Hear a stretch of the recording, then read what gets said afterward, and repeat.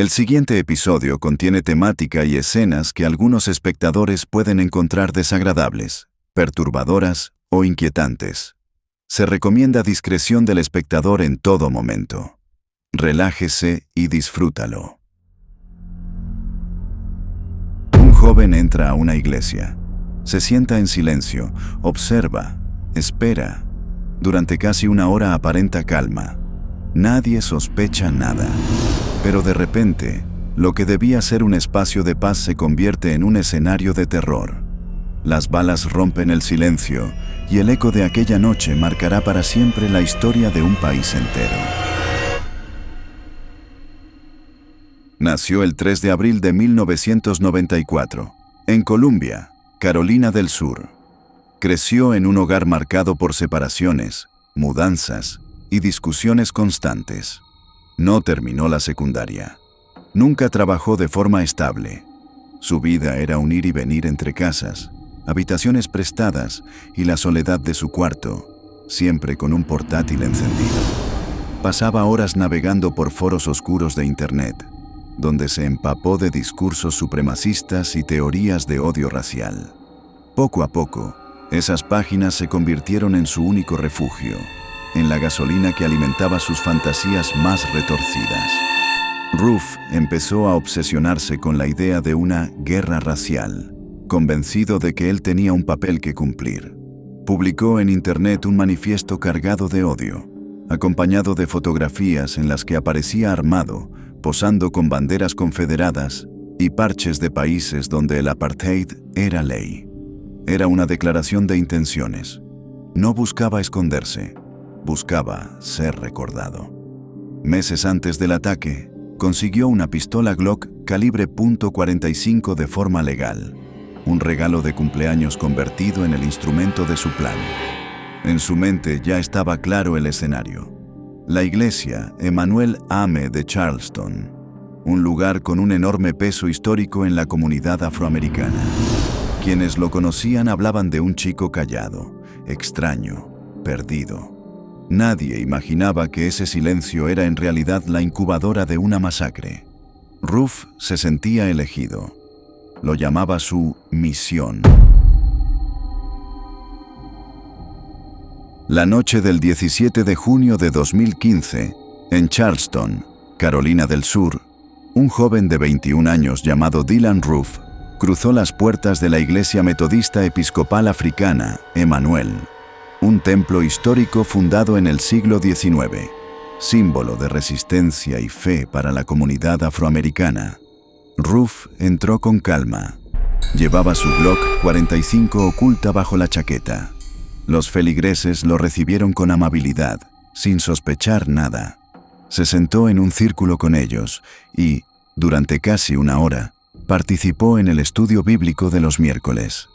Escuchó la lectura, las oraciones, incluso intercambió miradas con quienes serían sus víctimas minutos después.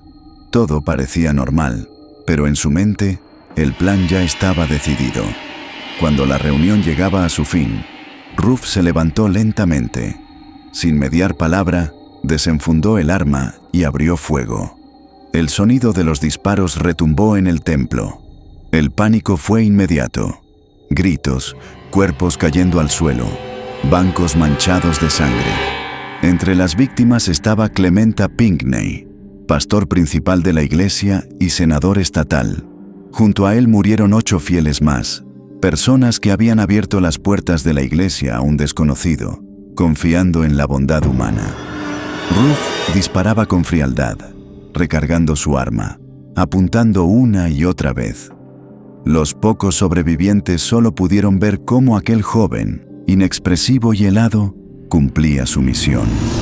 Antes de salir, pronunció frases cargadas de odio racial, justificando lo que acababa de hacer como parte de una guerra que solo existía en su mente. Minutos después, Roof abandonó la iglesia con total tranquilidad, dejando tras de sí un escenario devastador.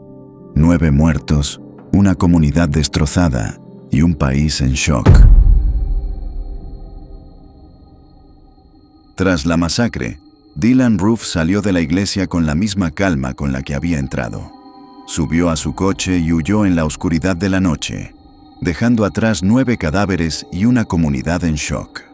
Su objetivo estaba cumplido y, al volante, parecía convencido de que podría escapar. Durante horas, el país entero estuvo en vilo. La policía lanzó una alerta nacional con su descripción, y las imágenes de Roof comenzaron a circular por todos los medios. Su rostro se convirtió en símbolo inmediato del odio. La caza no duró mucho. A la mañana siguiente, en Shelby, Carolina del Norte, un agente de tráfico reconoció el vehículo. Roof fue detenido sin resistencia. Dentro del coche aún llevaba el arma utilizada en la masacre, como si quisiera que quedara claro que no se arrepentía de nada. La noticia de su captura no trajo alivio, sino más indignación. Estados Unidos se paralizó. Multitudes salieron a las calles de Charleston y de todo el país, exigiendo justicia. En las vigilias, las velas y los cánticos de oración se mezclaban con el llanto y la rabia contenida. El crimen no solo era un ataque a 9 personas, era un ataque a la historia misma de la comunidad afroamericana. La bandera confederada, que aún ondeaba en edificios oficiales de Carolina del Sur, se convirtió en el centro del debate nacional. Para muchos, aquel símbolo ya no podía seguir ondeando. El caso de Roof aceleró la caída de la bandera, vista desde ese momento como un emblema inseparable del racismo y del odio. Por primera vez en mucho tiempo, el país reconocía que lo ocurrido no era un hecho aislado. Era un acto de terrorismo doméstico racista, un recordatorio brutal de que el odio seguía vivo en el corazón de Estados Unidos. El proceso judicial contra Dylann Roof fue rápido y contundente. En diciembre de 2016 comenzó el juicio federal y en enero de 2017 el veredicto fue claro: culpable de 33 cargos, incluyendo crímenes de odio y actos de terrorismo. Roof se presentó en la sala con la misma frialdad que mostró la noche de la masacre.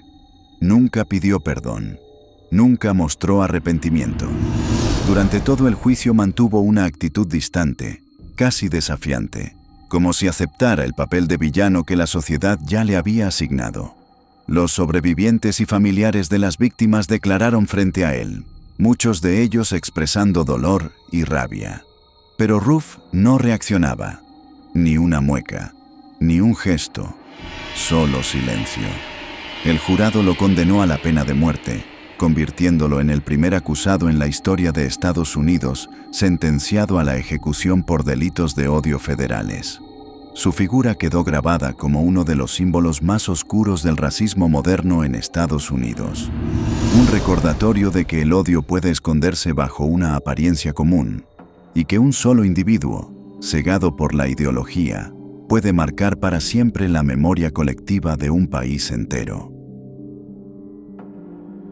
Y lo más perturbador es que Roof no fue el único en convertir lo cotidiano en un infierno. Existe otro caso, aún más íntimo, un hombre que convirtió su propia familia en víctimas. Si quieres descubrirlo, tienes el caso completo de Chris Watts en el canal. Dylann Roof era joven, pero su mente ya estaba consumida por un aislamiento casi absoluto. Pasaba horas encerrado en sí mismo, navegando por foros en Internet donde el odio era la única ideología.